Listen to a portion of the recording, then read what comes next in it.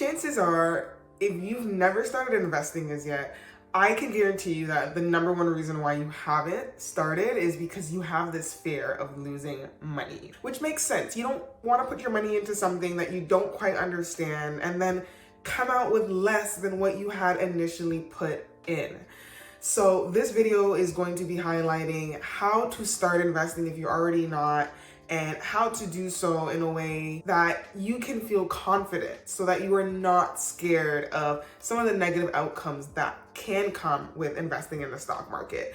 And so actually only 26% of women surveyed report that they feel confident in their investing abilities. So whether they haven't started investing or they already are investing, majority of people don't really know what they're doing. So as a wealth coach and as someone who's been investing for over the past 5 years with confidence, I am really excited to finally make a video on this so that I can get more women to invest and really close that gender gap in terms of women really taking accountability and taking ownership over their financial wellness and building wealth. So my whole idea on the stock market is that, yes, there are some cons. You can put your money into something that can be incredibly volatile, and there have been cases where people have lost all their money. But I think if you're doing things the right way, if you're doing things the smart way, and you're being very strategic about it, you don't really have much to lose, and you actually have a lot more to gain. And some of those things that you can gain by investing in the stock market is you're gonna buy back time. The idea that you are building wealth, that you have your money working for you, and that as you start to reap more money over time, that is inching you closer and closer towards retirement. So the whole idea of investing, the true reason for why it's important to invest is that at some point in time, you do not want to have to work anymore. And so that is what we would call retirement, where you get to a certain age where you've saved all this money over the years and interest has been compounding on it. And now you can finally say, you know what? I have my $1 million, my $5 million, how much it is that you think you need to retire at, whatever, 60, 65. And then you just live the rest of your life enjoying the fruits of your labor. So it definitely buys back time. And then two, you build wealth faster because with investing, you have your money compounding because of the interest. You have your money growing faster with interest than if you were to be saving your money without. And this is one of the key reasons why I really urge people to start saving as soon as possible and to start investing and how you save, because if you are not saving your money in a high interest savings account, if you are not investing and you don't have interest working for you, you most of the time have interest working against you. This is what we call inflation. And so over the course of time, the prices of goods and services go up. We're seeing this a lot right now. Everyone's complaining how things are getting really expensive. And that's because inflation is at an all-time high. And banks kind of do this on purpose to kind of urge on a recession so that people can start saving more and that we can bring the economy back to some sort of like equilibrium. The economy can't be growing and growing and growing all the time. There needs to be a point in time where the markets sort of pull back and people are saving more, they're not spending as much, and things can come back into balance when it comes to supply and demand in these markets. So when inflation is working against you, you have to work twice as hard, 3 times as hard to make money to buy the same amount of things than before. So the cost of bread 5 years from now is not going to be the same cost for bread today. And so if you have $10 today, you might not be able to buy the same bread that you buy today with that same $10 because now the bread might be worth $12 instead of $10. So it's that idea of if you want to build wealth, we want to build wealth faster. We want to have interest working for us and have money compounding over time so that we have to do less of the work, right? It sort of kind of falls back into my first point of buying back time. And my third reason, I think one of the third greatest benefits of investing is that you're beating inflation, which is what I've kind of just mentioned. So buy back time, build wealth faster, beat inflation. Those are really the main reasons why you would be investing. And the great thing about this is that you do not have to only invest in stocks. When we're talking about investing, we're talking about investing in any asset that's gonna appreciate over time. So this can be real estate, this can be crypto, this can be art, collectibles, but today we are going to be focusing on the stock market. I just wanted to emphasize that we don't have to just think of investing as investing in stocks. First things first though, I think a big reason why people have this fear of investing, especially women, is because we are not educated enough on what it is. And if you're not educated on something, you're not gonna feel confident about putting your money into it. So I would say the first thing to do to kind of ease this fear that you have around investing in a stock market and losing all your money is to educate yourself. Understand, how does the stock market work? Over time, the stock market has outperformed itself time and time and time again. Since maybe the Great Depression to now, we have seen tremendous growth. And on average, the average investor sees between, I would say, 7 to 10% return in the stock market each year. So these are the annualized return on average. Some people perform less, some people perform better. But over the course of your life, seeing around 8% interest on the money that you are putting into your investments is pretty damn good. And so if you were to run like a retirement calculator or something like that, someone who saves their money without investing over the years, let's say you're investing $1,000. Actually, let me break out a calculator right now.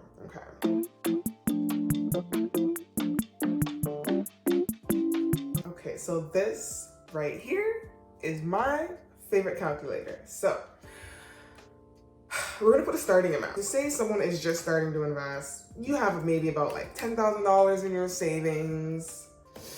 Let's say in 30 years. Because if you're 30, 60, 35, let's say 35 years, right? Because say you're a 30-year-old and because I'm almost turning 30, so I'm just using me as an example, 30, and then you want to retire like 65, right? So we're gonna say 35 years, return rate is gonna be like around 8%, compounded annually, and you're gonna contribute, I wanna contribute $1,000.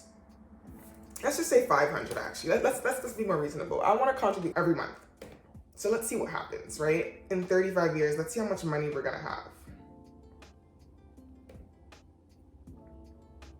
So you can see over here that the starting amount is $10,000. Total contributions though is gonna be $210,000 over the span of your life. But the interest, are you guys seeing the interest? This is crazy, right? $999,000 in interest working for you, not against you. This isn't debt that we're talking about. This is an asset. So most of the hard work is not being done by you putting money in. It's actually the interest that is doing most of the work for you. And then your end balance, you will have $1 million in 35 years. If you consistently just put $500 away every month into an investment portfolio, and you on average will see 8% return. That is crazy, right? Let's kind of play around with the numbers. Let's say you started off with a little bit more money, $50,000, and you want to retire in 20 years, right? You want to have like an earlier retirement, and let's see what happens. You can see that time really works on your side. So although yes, you still made a lot more in interest than you did with your contributions, the end balance still hasn't yet reached $1 million. So if you want to retire even earlier, say this is someone who's still 30 and I want to retire when I'm 50. Let's see what it would take to have $1 million. Maybe let's put $1,000 away every month. Okay, you can play around with this and see that it still doesn't hit the $1 million mark. So if you want to retire earlier, chances are you might have to invest more money each month, contribute more each month, and assume that the return rate is going to be around 8% each year over those 20 years, right? So now we can see if you are investing $1,500, you're more likely to hit that $1 million mark in 20 years. Let's go back to 35 years, right? So what if I still continue to put in $1,500 a month, but I'm still going to retire at the same age as everyone else at 65? Boom, $4 million. So This is why I really love using the investment calculator, because a lot of people don't realize this, right? Time is really working on your side. I'm not sure you're gonna live till 65, but I think if you are someone who is making $5,000 every month, it is not that much to just put away $500. Assuming that you are budgeting and you're being, financially responsible and not going too crazy with some of your expenses, right? Because I know sometimes when people start to make a lot of money, your expenses go up. You have a bigger house, you have the better car. And I think this is why it's really important to be mindful of, yes, spending, having fun now, and the luxuries of spending your money on things now, but also being mindful of your future. At some point, you will not want to work. And how much money will you need to never have to work for the rest of your life again, right? So that $4 million at 65 should be able to last me for another 30 or so years. If God blesses me with another 35 years, I would be 95 and I probably would still have some money left over. I don't think I would have to use $4 million in 35 years. If I'm being reasonable and spending, maybe giving myself an income of $50,000 per year, I think I could still come back to find at least $1 million left or so in my bank account, right? Depending how frugal I am. Now, not only is it important to figure out how much money you want to have by the time that you retire, but we also need to educate ourselves on how the stock market works. So technically, the stock market is simply just investing in companies. You are putting your money into either an individual stock or a bunch of stocks that are in a one sort of portfolio called a mutual fund or an ETF. And over time, these stocks should be performing well at that annualized 8%. You're gonna have some stocks that aren't doing good, but then you're gonna have some stocks that are doing really good. And as you start to build out your portfolio, this is what is gonna leverage your risk by not putting all your eggs in one basket. And you may have heard of this word diversification. This is something you're gonna have to educate yourself on. And diversification is really that, in essence, not putting all your eggs in one basket. It is putting your money into different types of stocks, different kind of industries, and even on a larger scale, not only putting all your investments into stocks, putting your money into different types of assets, even outside of the stock market. So once you learn that and once you realize that, most people actually do pretty well over time with their stocks, and you're gonna feel a lot more confident about putting your money into the stock market. Also, I think another way to educate yourself is to hire someone. So whether it's a coach to sort of teach you some of these skills, a further understanding of how the stock market works, whether it's hiring a financial advisor or someone to do it for you, just definitely doing your research and understanding how it works and why it's important to invest, I think is really going to quell that fear and quiet down that fear of investing. Millions of people invest. You are not the only one that's investing, and chances are more people have seen the benefits of investing than have seen the dark sides of investing. And I think if you are financially responsible, if you invest in ways that are less risky, that are for the long term, chances are you're gonna have a better experience and outcome with investing in the stock market than others. And second thing that you're gonna wanna look into and might be a way to help quell your fear is figuring out your investment strategy. So one thing that I like to teach my clients, especially if they are just starting off with investing and they kind of still have this fear, starting something new, right? You've never ventured into something like this before. You've never taken such a big jump or leap outside of your comfort zone when it comes to money or managing your finances, is to decide whether you're gonna invest on your own or have someone invest for you. I usually suggest that you have someone invest for you. There's less at stake. More likely the person that you're hiring knows what they're doing, and you're probably hiring a financial advisor that works for a bank, that has done this work for a very long time, and that has built up a strong portfolio for themselves and for their clients. So you would kind of go in already having this trust that this person is knowing what they're doing, which will quell that fear. Where I see more of the fear coming up is for those who want to invest on their own, those who want to be choosing their own stocks, buying their own stocks, selling their own stocks. That can be a lot more overwhelming because a lot of the onus and the responsibility is on you. So I think to take away some of that fear is to decide, you know what, until I'm able to better educate myself on how to invest on my own, I can, in the meantime, hire someone to do it for me, right? And so as a coach, I am not legally allowed to invest for you and take your money and do what I want with it. Obviously, there are a lot of laws and legalities around that. And to be honest, I wouldn't even really want to invest for other people. So I don't even really want to take on that responsibility. But this is what financial advisors are for, right? Going to a trusted financial advisor or using a robo-advisor, an app like I use Wealth Simple. These platforms will take into account your goals, how long you want to be investing for, what kind of investments are you willing to put your money into, and based on how you answer these questions, this robo-advisor or your financial advisor will start to create a portfolio for you.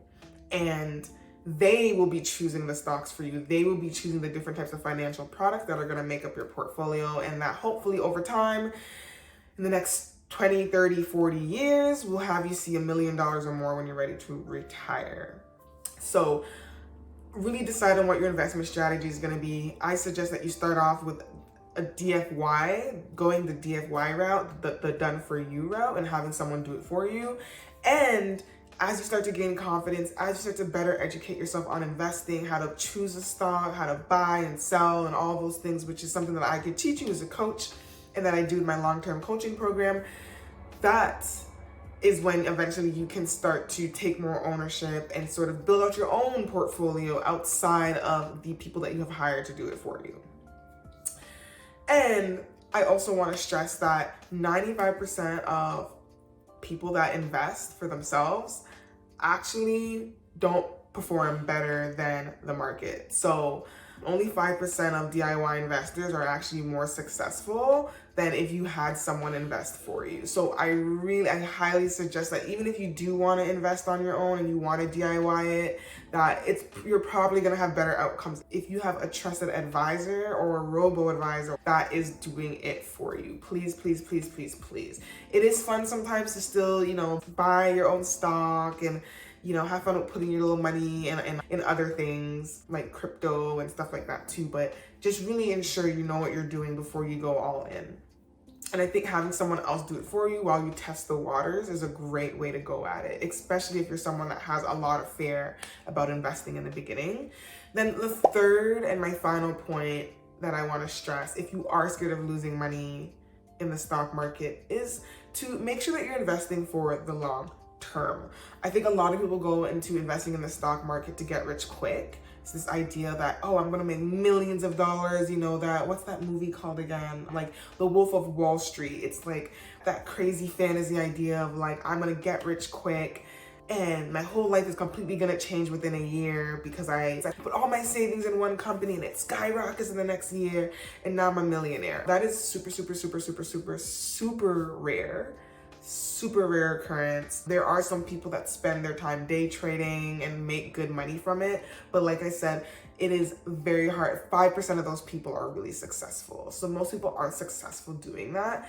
And Warren Buffett, who is probably one of the most successful and best investors in the world, he always talks about investing for the long term. That has always been his strategy. And I think I'm gonna listen to the person that is the richest investor in the world. I'm sorry, okay? He's not a day trader, he's a long-term trader. And all he did was over time put his money strategically into different companies, continue to invest in different companies over time. And obviously a lot of the companies that he chose did really, really, really, really well. So, there's something to that where he's able to pick really good winning stocks, but he didn't put all his eggs in one basket. He diversified and he waited years in order to eventually see the fruits of his labor, the positive outcome from that. So I would say anyone that is investing for the long term, you don't really have to worry too much about the volatility in the stock market. And this is why Warren Buffett talks about the long-term strategy and game, because if you are investing for the next 30, 40 years, chances are, yes, there are going to be some recessions, there are going to be some downturns, but there are also going to be some peak growth opportunities.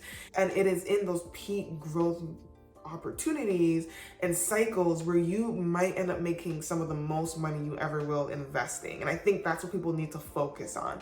A lot of people go in focusing on the recessions, but no one who invests, there's no way that you're going to invest and you're going to go in one day and not see a stock down 2% or 5%. Sometimes you're going to go in, you're going to see that your stock is up 3% or 10%. You just never know. But on average, based on what historical timelines have shown, most people come out on top each year. Each year, most people see about an 8% return on their investments. Doesn't mean that that they don't have some stocks that aren't performing well, but overall, your portfolio and the way that it's built out, usually, best case scenario is that you are probably going to be coming out on top than under.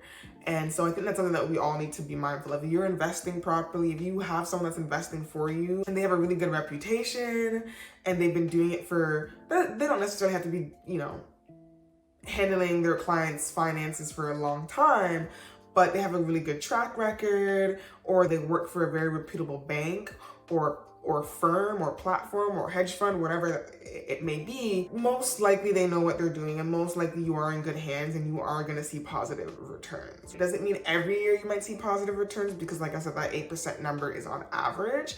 There might be some years where you are in a recession, you might only see 2% returns that year, or maybe you see negative 2% returns that year. But then the next year, one year you might see 20% returns. So when we say on average, that is what average means. It's more or less, but over the span of your lifetime, you're more likely going to see about 8% each year returns on your investment. So keep that number in mind when you're thinking about investing in the stock market. That 8% number, of course, it changes. Like I said, it's on a spectrum, but more likely if you have someone trusted that knows what they've been doing, or you've done the research, you've educated yourself, and you feel super confident about what you're doing, you should see good results. But the main strategy is to always have someone do it for you. And I think that takes away a lot of the fear around having to know everything. And instead, just know that all you have to do is ask for help. That's really the easiest way to start investing and to not be as scared going into it. Ask for help, educate yourself, figure out the strategy that you're going to use. Are you going to go it alone, or are you going to or are you going to hire someone? And then just remind yourself that you're going to be investing for the long term, that you're going to be withstanding all those mini recessions, and that it's life. It's a universal law, right? Ups and downs. It's a part of life. We go through that same pattern, that cyclical pattern in our own lives, just like how the economy and the market is going to go through it as well. So I think when you go in with that spiritual understanding that everything in life has a cycle, there's a pattern, there's a flow to it. There's going to be good times, there's going to be bad times, and being realistic about that going into it will make you feel less overwhelmed, less anxious, less fearful going in. In my first year of investing, I doubled my investments. I put in $5,000, and by the end of that year, I made another $5,000. And for the most part, since I've been investing, I've always come out on top. Yes, I may have had years where some stocks weren't performing as well, but I built my portfolio in a way where I had other stocks that are performing really, really, really well. So I've never really had an issue with or had that fear of losing all my money. I'm also diversifying my investments into different assets. So not only do I have my money in stocks, but I also have my money in crypto. I also have my money in art. There's a website you could check out. I'll have all these resources below, the different investment platforms I use for these different assets. So I also use Masterworks, which is also an online platform that helps you to invest in art pieces. I put money into that about 5 years ago. I've probably seen, I'm pretty sure there's 16% returns on that. I haven't looked at it in a while, but I have earned money on that too. So pretty much anything I've invested my money in, I've always got it back. I've always had interest working for me, and I love investing. I am so happy that I discovered it at such a young age and kind of had that one up on most people who just weren't introduced to it or understood what it was or took the time to educate themselves. And I believe everyone really should be investing, and that really is the key to wealth. That is how wealthy people stay wealthy. It's not because they just make a lot of money, but they know how to have their money work for them. And definitely the benefits of investing really outweigh the cons of investing. So just remember that, you know, if you're consistent, if you're playing the long game, if you're hiring someone that knows what they're doing, a trusted advisor that works for a reputable company, that has a good track record, you should be in good hands. And sometimes growth can't come without you taking a risk, right? So I'm not just saying take any risk willy-nilly and just jump into things. Definitely the stock market is something you don't just want to like throw your hard-earned savings into without knowing what you're doing. But once you know what you're doing, I feel like you'll become a lot more confident, and that fear will start to slowly fade away in the distance, and you'll start to become more excited about investing. Every day I'm so excited about like where I'm going to put my money into next. How can I leverage my risk? How can I invest for a better future? What can I be putting more of my money into? What are the different assets out there that I think are that are in alignment with my wealth building goals? And every day I get more excited about investing, and that fear over the years has definitely quelled. I'm much more confident, and obviously I got to a point where I was so confident that I wanted to teach and empower other women to be just as confident themselves and build wealth. So if it is something that you want to look into in terms of education and understanding how it works, please schedule a call with me. If you are someone who wants to start investing, or you are investing already but you want to see if there's ways that you could be maximizing your returns and investing better, definitely schedule a call with me. I can definitely give some insight into your portfolio, how to start a portfolio, how to go about investing in a way that really is going to be beneficial for you, your future, and also the generations after you. So thanks for watching this video. I hope it was helpful. I hope you feel much more excited about investing, and I hope that you have, you know, some really great experiences over the next couple of years. And when you're ready to retire, that $1 million or more is there waiting for you, because you took the proactive steps today to save, to put your money in the right vehicles, to eventually one day enjoy the fruits of your labor. So hope this video was helpful. Don't forget to like and subscribe for more videos like this, and I'll see you in the next one.